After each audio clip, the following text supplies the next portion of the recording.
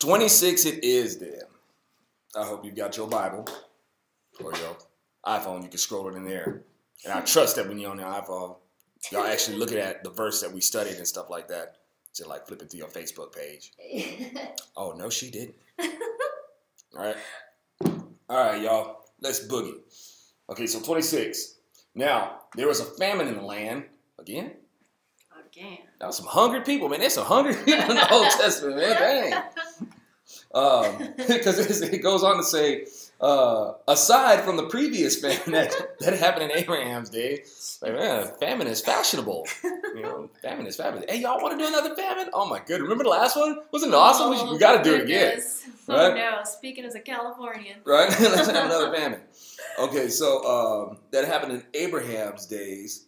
So Isaac went to King Abimelech of the Philistines to Gerar. Then Adonai appeared to him and said, "Hey man, don't you go down to Egypt. It sucks down there. Don't go to Egypt, right? So don't go down to Egypt. Dwell in the land about which I tell you." All right, so let's back up a little bit. We heard the word, and then, that's what's most important is that we hear the word first. Yes. And then, I'll give my knuckleheaded view on it. All right, let's see.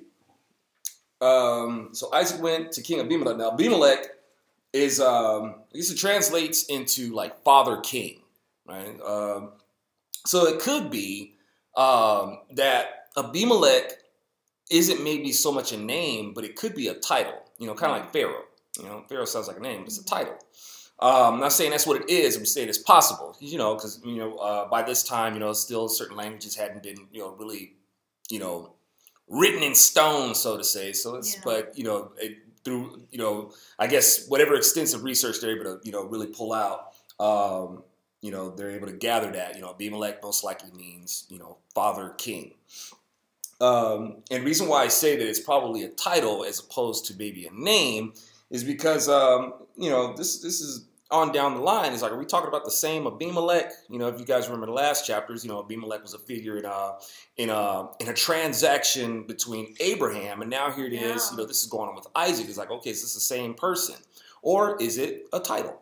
Hopefully that'll make a little bit more sense in just a second as we read on. Okay, so he went to King Abimelech of the Philistines, to Gerar. Philistines, village dwellers, dirty people. That's what Philistine means. It's like you're unruly, you're unrefined. A Philistine is a person who's, just dirty. You almost should call them like filthy steens. Philistines. Like David said, who's this uncircumcised, dirty Philistine trying to talk some head? What's wrong with you? You want me to go upside your head with a rock? Leave it to you to come up with filthy steen. Filthy steen. What was that saying? Somebody said they paraphrased in the Bible. It might even be in the Bible. I don't know if it's in the Bible. But it was like talking about David. Like David had the attitude of, it's like, man, he's too big to fight or something like that. And David's like, he's too big to miss. Yeah, that's right. I don't go upside that head, boy. That's a great attitude. So, all right. So Philistines to Gerar. Gerar is like, means region of circle. Yeah. And so then Adonai appeared to him and says, do not go down to Egypt. Dwell in the land which I tell you. Live as an outsider in this land, and I will be with you and bless you. All right, so it's maybe God had to jump in there and tell him that, because Isaac probably did want to go down to Egypt. He said, man, I want to go to Egypt. Man, Egypt, man, it's fly down there. It's like, people say, I want to go to San Francisco. I want to live in San Francisco. Yeah. I want to live in LA or something like that. And God's like, man, you trust me. You don't want to live there, just trust me and go where, I'm going to put you over here. And if you do what I tell you, you're going to be blessed for it. Yeah. And then you'll probably be in a better position to move there where you want to live. But for right now, it's just not a good idea. So let's see.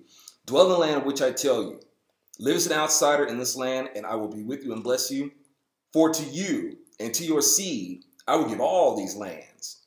And you're going to be a claim jumper for real, baby. Prospector, par excellence. Okay. And I will confirm my pledge that I swore to Abraham, your daddy.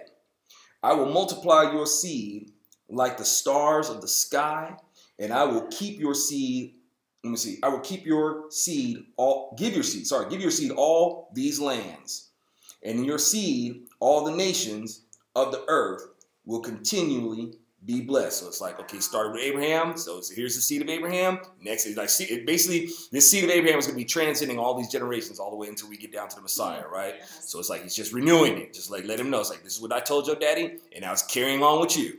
All right. Let's see. I will multiply your seed like the stars of the sky, and I will give your seed all these lands, and in your seed all the nations of the earth will continually be blessed. Right? So that's when the Messiah is yielded. On down the line, when Messiah is yielded, that's when all the territories will be blessed because of Jesus, right? Forever. Because Abraham listened to my voice. It started with Abraham. Abraham, man, you did a really good thing. Right? Yeah. Abraham, he was obedient, and his obedience, it went the distance. All right. Yeah. This is go the distance obedience. All right. Hold on. 5. Thank you. All right. Now where's 5? Oh, okay. I can't help you with that. Don't tell me I need glasses already. Lord have mercy, I don't want to wear glasses yet. I ain't trying to turn up. I wear glasses. I feel just fine. All right, you know, I ain't trying to do this. So one with glasses, that's all. So let's see. And come on, 5, where you at? Dang. Wave at me or something like that. High 5. You know, give me a sign. 5, where you at? I cannot say. I'm just going to start in the middle of somewhere. All right, 4. I'm just going back to 4 because 4 is jumping up and down saying, you know what? Just start from me. Just start from 4 and we'll go ahead from there. Now I lost 4. No, I'm just playing. Oh, no. I will multiply your seed like the stars of the sky, and I will give your seed all these lands, and in your seed all the nations of the earth will continue to be blessed. 5. Because, because Abraham listened to my voice and kept my charge, my mitzvot, my decrees, and my instructions. So Isaac stayed in Gerar. Now the men of the place asked about his wife because she was looking good. She was the talk of the town. Hey man, what's up with your, you know, who that is? Can we holler at it? You know? Yeah. Who is she to you? Yeah. Give me some good news. You can tell me some gospel right now, man. Give me good news, man. That's not your wife, is it? That's the good news I want to hear today. Or else I'm going to have to kill you. No. That's what he's worried about. Yep. That's what he's worried about. Okay. So Isaac stayed in Gerar. Now the men, we just read that, so. Okay, they asked about his wife. So he said, oh, this is my sister, man. This is my sister. Because he was afraid. Sound familiar? He was afraid to say, it's my wife. She's my wife.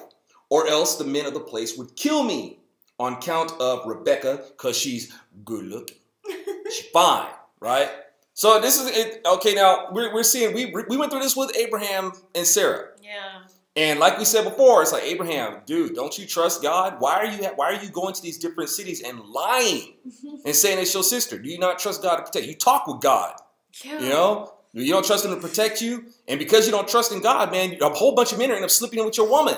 Because you didn't trust God. Jeez. But God used that. It's not God. And it's not that God condoned it. It's like he just used it. It's like, look, man, I guess this is a way for you to figure out that your child is going to be a miracle child. Because a whole bunch of men are going to be sleeping with your wife and she ain't never going to get pregnant. Yeah. Okay? And she's going to be, she's past menopause. She's an elderly woman, a good-looking woman. She's fine. She's just older, you know? She can't have children. And so a bunch of men are going to be bedding down with her because Abraham didn't trust God. God's going to use that. But she never gets pregnant. So that's this is God's way of demonstrating that. Well, fine, dude. I'm gonna have to show you the hard way that you're gonna have a miracle child. Yeah. Right? So in this, we're gonna have Isaac is gonna repeat the same thing. It's like, oh, this here's my sister. This is my sister here. It's like, okay, is it like your kid's sister or something like that? It's like, because, you know, Isaac at this point is like 40. Yeah. You know, and Rebecca is what when they met, she had a nanny. You know, so she's like still in her teens. I mean, my man is like really robbing the cradle. All right. But let's get this summed up really. Let's fix something really quick, because you'll have those who will try to say that Christians are hypocrites and say, how are we any different from Islam when we call out Islam? You got Muhammad, you know, who jumped in the drawers of like a 6-year-old girl. nasty beep, beep, beep, beep, beep, beep. Hey? And then, consummated their marriage when she was 9. So, well, you Christians, how are you any different? Because here it is in your Old Testament, you got Isaac, who's like 40, and this girl is a teenager. It's like, look, we're not trying to say that, hey, it's okay for, a middle-aged man to be dating a teenage girl. It's, Right. Not saying that, that's something that's recommended. I don't, if you can avoid that, I would recommend you do. But look, regardless of him being 40 and her being in her teens, that is nothing like, a grown man going up into a girl who hadn't even reached puberty yet. Yeah. It's like, no, it's not the same. That's not the same boat. That's not even the same ocean. Right. Okay. She was old enough to have those warmy feelings because she saw Isaac and fell off her camel. Right. Even little girls can have a crush. Yeah, Little girls can have a crush. But we're talking about age of we're talking about puberty. Yeah. Reproduction. Basically in Jewish tradition, she's a woman. She's at womanhood now.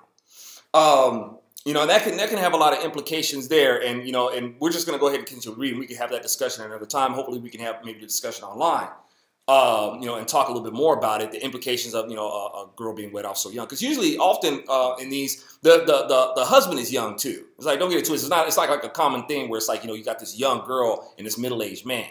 There, you have those instances in the Bible, but usually it's the husband figure isn't going to be that much older. Like people wonder about between Mary and Joseph. Was Joseph really much older than Mary? Mary was most likely a teenager, and but most likely for Joseph himself, he was probably in his teens too. Might have been late teens, but most likely was probably in his teens too. Yeah. So just to clarify that, don't let, because that's the whole point of the Quran. The Quran is a satanic breathed book. As opposed to the Bible, it's God breathed. But remember, the devil masquerades as the angel of light. And what he'll try to do is he'll try to make moral equivalents. And he'll try to use instances like that where you have Muhammad who has this very young wife and then try to draw a moral equivalence with the Bible to stigmatize the Bible and cause distrust with the Bible and say that the Bible condones things like pederasty when it doesn't. Yeah. Right? This ain't the same thing. For all intents and purposes, this girl was an adult. Right, yeah. Able to reproduce, able to have dialogue, dialogue and a relationship with Isaac, so that's where that was. But is this a case of a grown man, having sex? I mean, I even calling it sex is like an insult. That's straight up. That's just molestation. That's just that's child rape. Yeah. What Muhammad did. It is. Whereas this, with Isaac and Rebecca, no, not the same thing. So don't let anybody try to make the so-called moral equivalence there. Yeah. Let's see. 8. Thank you. Where you at, 8? There he is. All right. Now, after he had been there, now check this out. After he had been there for a long time, King Abimelech of the Philistines peered down through the window and saw, behold, Isaac caressing his wife, Rebecca. Abimelech, why you a voyeur, man? Pervert. What you spying in on there for? It's like they've been there for a long time, too. Oh, goodness. Maybe he just couldn't take it anymore. So, man, I just got to get a look at it, man. He said it's his sister. So he won't mind if I give me a little peek. I'm just going to peek down. I said, oh, what is this? What you rubbing on your sister like that for? It's like, y'all just a little bit too comfortable with each other, man. That don't look right. That's your wife, ain't it? That's your wife. That better be your wife. That better be your wife. All right. Let's see. Where am I at? 9. 9, thank you. So Abimelech called Isaac and said, so, what is it? What's that word? So, or what's the word when they, not eureka, but like when they discover something, or whatever. I know there's a word for it in there, like when Sherlock Holmes comes in there and busts him. Oh, yeah. What does he say? I don't remember what it is. Goodness, I don't either. Too right you are. Okay. And so in fact, she is your wife. Now, how could you say she's my sister? Why are you gonna lie to us, cuz? Why are you gonna do that, man? Okay. and Isaac told him, look, man, because I said, or else I might die because of her. You guys go ahead and kill me, man, because, you don't want the husband in the way. Yeah. Now, here's where we wonder, is this the same Abimelech, or is this maybe like Abimelech the second or something like that? Is it a title of royalty or something like that? Because then Abimelech said, we're at 10, what is it that you've done to us? One of the people could have easily slept with your wife. I can imagine Isaac be like, what? Excuse me? What, easily? What are you trying to imply, man? You trying to imply that my girl here is on the loose side? It's like, was she giving y'all the eye or something like that? Was she is this something in the way that she's dressing her or whichever? I mean, I can just easily have your girl. I can sleep. Jeez, come on, man. All right. You hear Rebecca, excuse me? Excuse me. Sorry, I like your nerve. Okay. So when Abimelech said, what is it that you've done to us? One of these people could have easily slept with your wife. And which probably means on another hand, it probably means that somebody could have, it could have forced themselves on her, so it could possibly mean that. I'm not saying that's what it is, but it's a possibility. Yeah. But you heard the word first. Right? On people could have easily slept with her and would have brought guilt on us. So Abimelech commanded all the people, saying, whoever touches this man or his wife will surely die. It's like, look, man, we kind of been on to that. You notice they've been here for a long time and nobody touched her. Okay? But I'm just going to send out this memo anyway. I'm going to send out a mass text, mass email. Do not touch Isaac's wife or him. Leave him alone. Everybody got that? I'm gonna be looking at my analytics to see if anybody opened up my email. Yeah. Okay, everybody's opened it up. I like emails that I be sending out. I be sending out mass emails too. Yeah, so we want to get your notifications. Facebook and YouTube doesn't give us notifications. I be sending out notifications too. Y'all won't be opening them. I'm just saying. Oh, all right. So Abimelech commanded all the people, saying, whoever touches this man or his wife will surely die. All right. Then Isaac sowed in the land, and in that year reaped 100-fold. Just like really quick, just to backtrack a little bit, Abimelech, was this the same Abimelech that Abraham was lying to? When he said, this is my sister. Was this the same Abimelech who knew how this went down? It's like, dude, not this again. What did you do to us, man? Or like I said, is it an Abimelech, descendant? Is another king with the title of Abimelech who is familiar with what happened when Abraham came in a generation before? So it was one or the other. But regardless of which, somehow they were familiar with this. It's like, dude, we know what happens, when you come in and if one of us happens to sleep with this girl, just like in the past, something really bad can happen to us. Okay, so this is uncool, man. It's very uncool. All right. Okay, so then Isaac sowed in the land, and in that very year, reaped 100-fold. It's like, dang, why? Exactly. And Isaac, it's like, man, you did the same thing Abraham did. You didn't trust God. You talked to God. You go in there and you lie about who this is because you don't trust God to protect you. And then God blesses him 100-fold. That's a graceful God. Yes, That's gracious. Amen. Hey, to God be the glory. It's like, all right, see, but just give us hope. Yeah, you can still be a knucklehead. Yeah. I guess I'll be a far because it's not like when Isaac told this lie, so to speak, he wasn't slandering anybody. He wasn't trying to hurt anybody because people be like, when they try to read out the 10 Commandments and hold people up to the 10 Commandment test. Have you ever murdered anybody? Have you ever stolen? It's like, well, yeah, I've stolen. I didn't murder. At least I didn't murder anybody. Okay, well, good, you didn't murder. But not one letter of the law. And they'll go through that whole thing, and then they'll talk about, thou shalt not lie. The 10 Commandments don't say thou shalt not lie. The 10 Commandments says, do not slander. Do not bear false witness against your neighbor. Wow. That's the commandment. The commandment isn't to not lie, because lying you can lie and help somebody. Case in point, the Underground Railroad. When slaves were trying to escape, people would say, no, I haven't seen anybody. I haven't seen them. They lied. But why did they lie? To protect the life of somebody else. So you can actually lie and save somebody's life. Hey, Nazi Germany. Was it Bonhoeffer? Yeah. Was that the dude? Hey, Bonhoeffer? No Jews. No Jews, right? Yeah. Lied to save their life.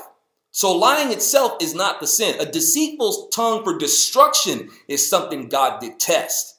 He detests that. Yeah.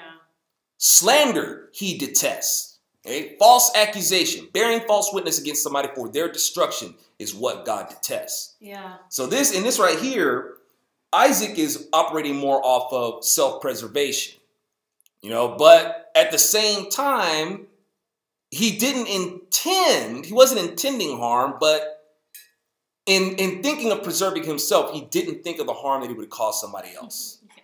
He could have got that village wiped out for his lie and trying to preserve himself. But it's almost like he's speaking out of duress. He's just, look, man, I don't want them to kill me, and I don't want, you know, to leave Rebecca to them.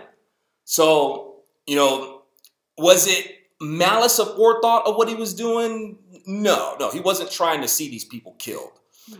So he's just trying to be obedient. I guess in all of it, he's trying to be obedient to God. But just like a lot of us included, definitely us included, things happen and we start doubting. Our instinct is like, oh, is God not coming through for us? You know, God, why is this happening? You know, and automatically we start trying to make a way for ourselves, you know, as opposed to like being obedient to what God is telling us to do. Yeah. So, you know, can I judge Isaac here? No, I'm the same way. I'm trying not to be. And just not let my thoughts go to, oh, God has skipped out on us, you know, and I've got to do something to you know, protect myself in a way that's, you know, I shouldn't do. And it's like, no. And that thought comes in and I got to refocus, get back to where I say, no, I better not do that. Yeah. Obedience. Got to be obedient. Let's see. And continue to become, and now here it is. He reaped 100-fold. Adonai blessed him, and the man became great and continued to become great until he became very great. He acquired livestock of sheep and livestock of cattle and numerous servants.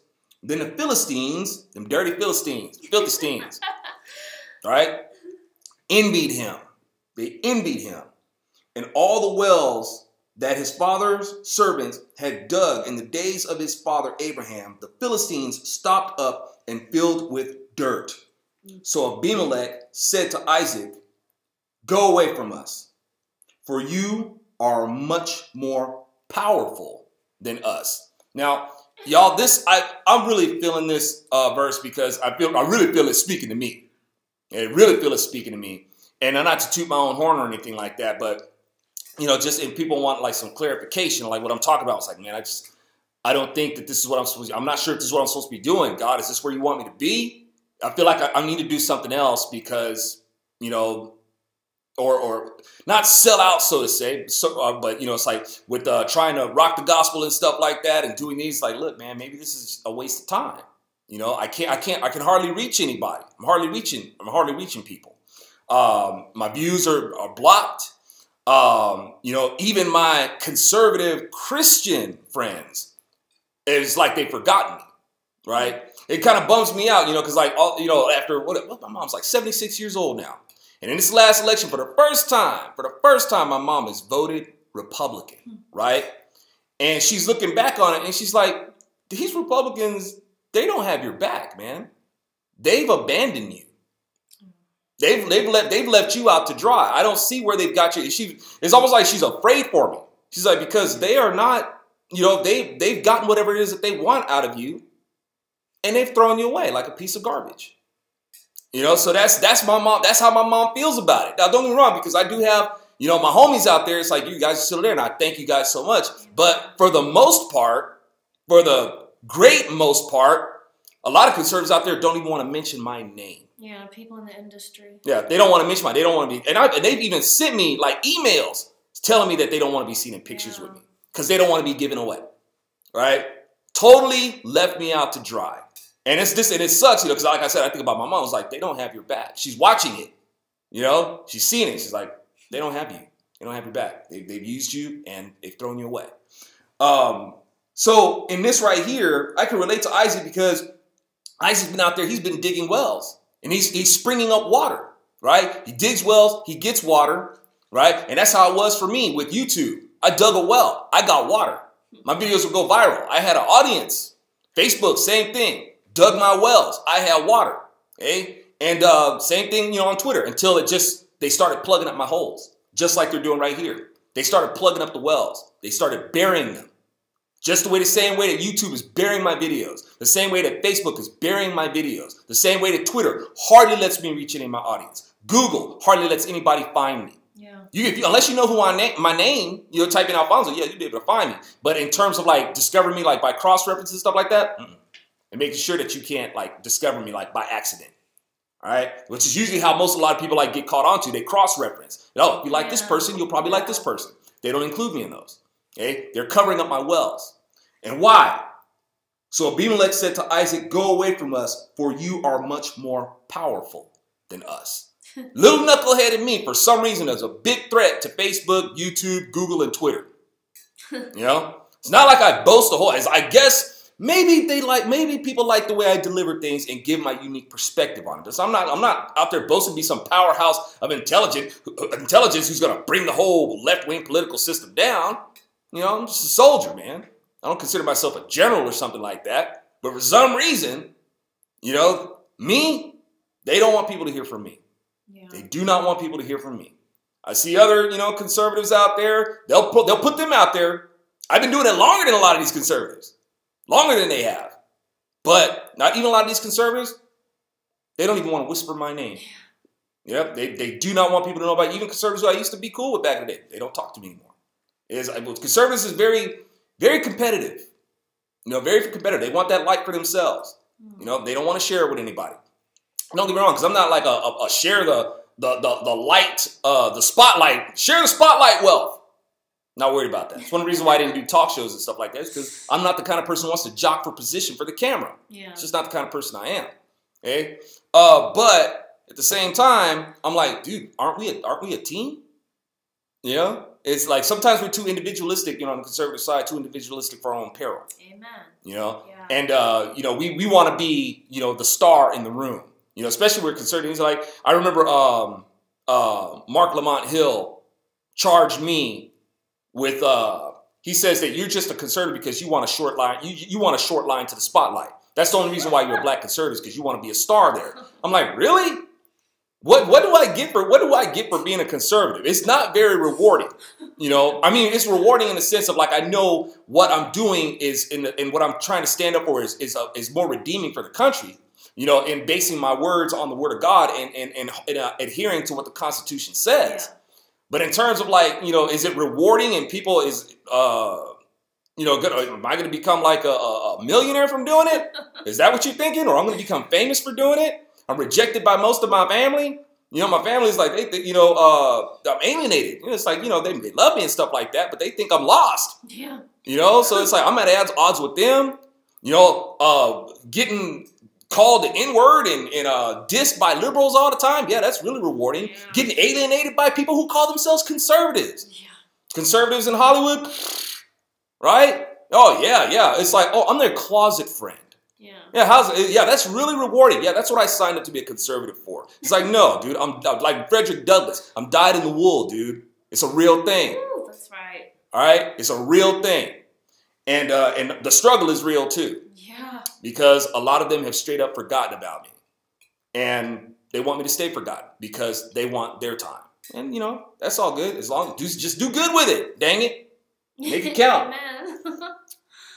Yeah, I see him, you know, still trying to do his political thing. Everything is politics. You know, Andrew Breitbart wasn't afraid to share the stage with me. You know, why? Because Andrew Breitbart understood, he knew where I was coming from and said, that dude gets it. He knows about taking it to the culture. It's not a whole political thing. You know, politics is downstream from the culture. Yeah. Andrew Breitbart, who wasn't a Christian, but he said, I'll stand with the Christians every time, though. That's what he told me.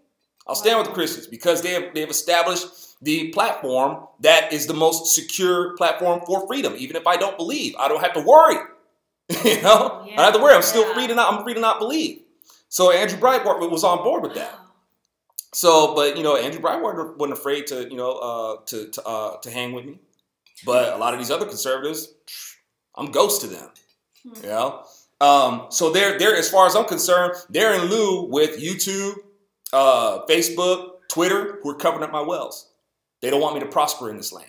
Yeah. You know, they don't want me to prosper. They're doing that via erasing your electronic footprint. Yeah. They're the lords of the land. Yeah, exactly. You know, so I'm just calling it what it is. That's why I feel like, you know, this verse is like really speaking to me. So Isaac departed from there, camped in the valley of Gerar, and dwelled there. Then Isaac dug again the wells. So you got to keep on digging. Isaac went out there. Okay, they covered up my wells. As you can see right now, I'm still digging, y'all. Can you dig it? Amen. That's a life question. That's not just asking if you like something. That's Isaac. Can you dig it? Can you keep on digging? Right? I'm keeping on digging. It's like Isaac out there. Dig, honey. Right? Isaac Hayes. Can you dig it? All right. Truck, turn. Then Isaac dug again the wells of water that he had dug in the days of his father Abraham. The Philistines, filthy steins. That's what YouTube, Facebook, Twitter, that's what they are on the internet. A bunch of Philistines. And stopped them up after Abraham's death. He gave them the same names and his father had given them. Like, just real quick, like, say, really quick. See, and I put out that song, Little Miss Daisy Cutter. I just got to say this really quick. Put out that song, Empowering for Women. It's like people, it's like they want to, conservatives would rather complain. And complain about Lady Gaga and whoever else is out there, or you know, putting out this smutty music and stuff like that, Katy Perry and whatnot. They rather complain about that. You go ahead and give a song that's just, if I may pat myself on the back a little bit, toot my own horn, says just as good as what they put out. Great message for young women.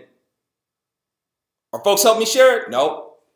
It's like, hey, tell them empowered right-leaning woman on Fox News. Yeah, it should be your theme song. You should check this out. Anybody do it? Nope. Are they playing it? Nope. Nope. It's like people just rather complain about what's wrong than support what's right. Mm. You know, just, hey, I'm just calling it what it is. That's sad. You know, everything has to be politics. Politics, politics. If you're not saying something political, it's like conservatives you're not worth them listening to. What is that you said when you spoke one time with your back turned to the culture? Exactly. You know, they're out there pumping their fist against the, you know, the government with their back turned to the culture. It's the culture that's giving them their power in the first place. All this drama that we got out there don't have to be. Because people out there, these left-wing movies and stuff like that, why are they that way? They're programmed with music, with entertainment, with education. They're programmed to not consent to conservative governance. Yeah. That's why we're having all these problems, because we're not selling it to them. You know, free market conservatives, all about commercialism and stuff like that. We're not selling it. Can't even sell freedom. Right? Well, government's not the answer. We need smaller government. Meanwhile, they always depend on politicians to fix everything. Yeah. Everything is, you should run for office. You should be in politics. You should be in politics. That's all it is, all the time. Do they want to make a cultural impression? No. The biggest role the conservatives play in the culture is the butt of the joke. I mean, it's like, God's going to have the last laugh, but dang, man, you know, it's sad that, you know, it's doing things like backwards, totally backwards. And, you know, for me, it's like, dang, I haven't seen any conservative commentator get stuck worse than I did.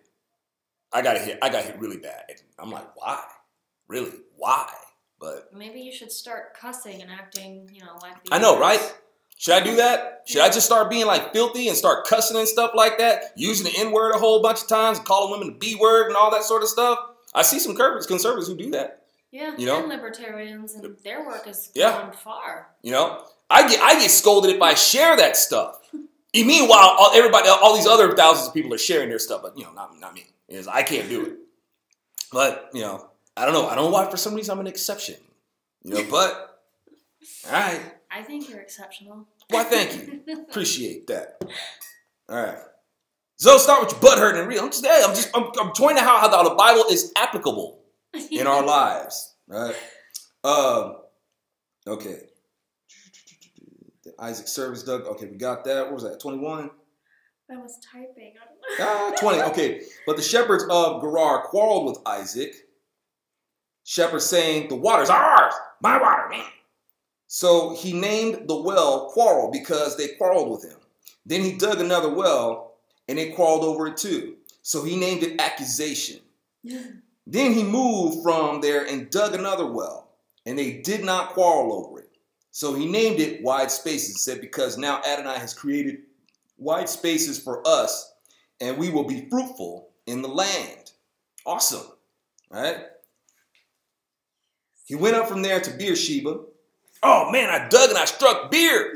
Honey. Dude, it's gonna be, we're in a good place, man. Adonai appeared to him that night and said, I am the God of your father Abraham. Do not be afraid, for I am with you, and I will bless you and multiply your seed for the sake of Abraham my servant. So he built an altar there and called on the name of Adonai. He pitched his tent there, and Isaac's servants hollowed out a well there. Now Abimelech went to him from Gerar, all smoozing up to him and stuff. Hey, bro. How you doing? Long time no see, man. You look good. Oh, my goodness. Have you been working out? All right. So came up from Gerar, along with Achazat, Gesundheit, his friend, and Phicol, the commander of his army. And Isaac was like, oh, hey, I see that you brought Achazat and Phicol. Phicol, how you doing, man? It's Phicol.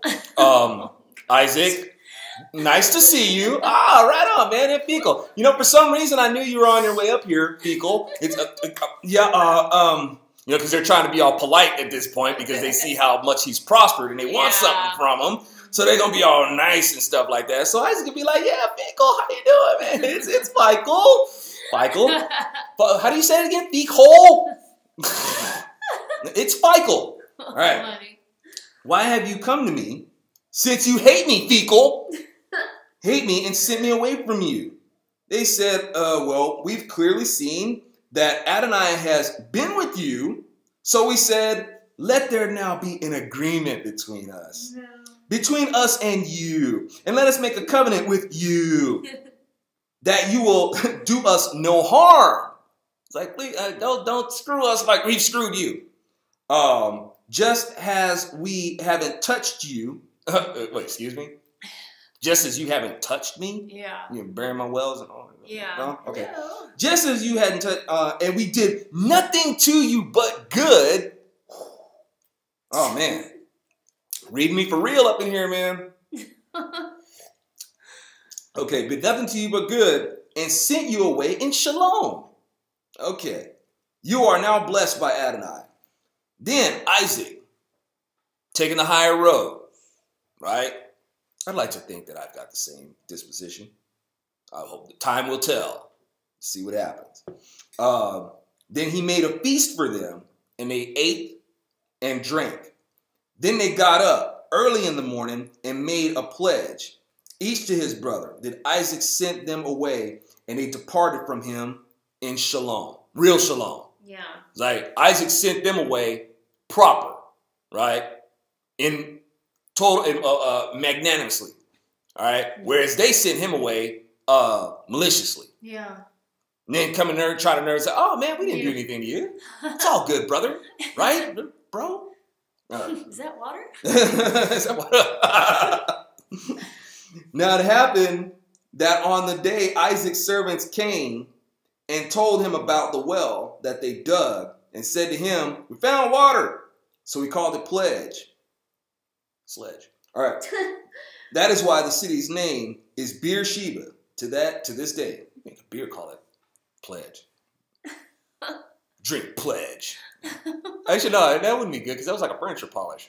Hey, don't drink true. That. Yeah. But it's all lemony. It's like, no, don't do that. It's like lemonade. Ew. When Esau, then it jumps to Esau. Somehow Esau makes his way into the picture. Like Esau, man, wait, dude. It's like, obviously, I think that's why Esau is in this part of it. He just shows up. Yeah. Because he's impatient. Hey, I want y'all to start talking about me now. Yep. I don't want no birthright, man. I want some soup and I want it right now. Give me some of that stuff. I want it now. Right now. Right? It's all about him. It's all about me right now. I want to be in the chapter right now. It's like, dude, you're like one verse away from the next chapter, dude. Can't you wait? No! I want you to talk about me right now. And I want some of that soup. He's a Buttinsky. He's a Buttinsky. So when Isaac was 40 years old, still acting like a child at 40 years old, now I want it now. 40 years old. He took as his wife Judith, the daughter of Beer-Eri, the Hittite, a daughter of Dread. That's what Hittite means, the sons of Heth, right? So she's a dreadful woman, right? And Bazimath, oh Lord, double the dread, right? Oh, goodness. He's a sucker. He's a glutton for punishment. He wants 2 dreadful wives. Because that's what Hittite means, dread, right? He wants 2 dreadful wives. And I guess that's why in 35, but they caused bitterness of spirit for Isaac and Rebekah. They did not approve. It's like, honey, you do not have our blessing to marry them 2 skeezers. That's what you say. No. Pagans. Yeah, them nasty women. All right. Maybe you like them because, you know, they like some feminists and you know, they don't shave. You probably like them because they're about as hairy as you are. Maybe that's what makes you. You need to get them some Nair or something like that, Esau.